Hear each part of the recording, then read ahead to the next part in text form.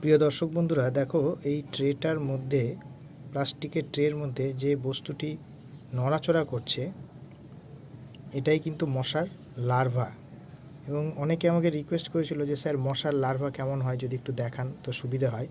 তো আমি একটা বৃষ্টির জল জমা পাত্রকে অবজার্ভ করছি এবং করে সেখানে মশার লার্ভা আমি দেখতে পেয়েছি।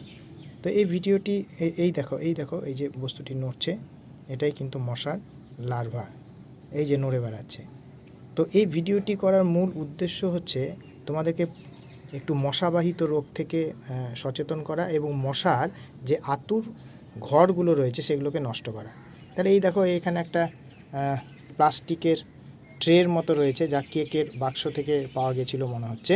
তো এইটা ছাদের মধ্যে ফেলে রাখার ফলে এখানে বৃষ্টির জল জমে এখানে মশার লার্ভা কিন্তু জমেছে। এছাড়াও এই দেখো এখানে রয়েছে ডাবের খোলা, তার মধ্যেও জল রয়েছে। চা খাওয়া হয়েছে কাপ, সেটার মধ্যেও রয়েছে জল জমে। এবং আমি যদি পরীক্ষা করি এখানেও লার্ভা দেখতে পারবো।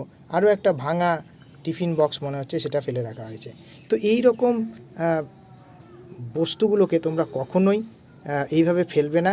যদি রাস্তাঘাটে দেখো প্লিজ খালি এইরকমভাবে উপুর করে দিবে, কাপটাকেও এরকমভাবে রেখে দিবে বা ফেলে দিবে, পা দিয়ে একেও এরকমভাবে ফেলে দিবে। তো এইভাবে কিন্তু আমরা মশার আতুর ঘরগুলোকে নষ্ট করতে পারি এবং বিভিন্ন রকম মশাবাহিত যে রোগ, ম্যালেরিয়া, ডেঙ্গু, চিকুনগুনিয়া ইত্যাদি অসুখ থেকেও কিন্তু আমরা রক্ষা পেতে পারি।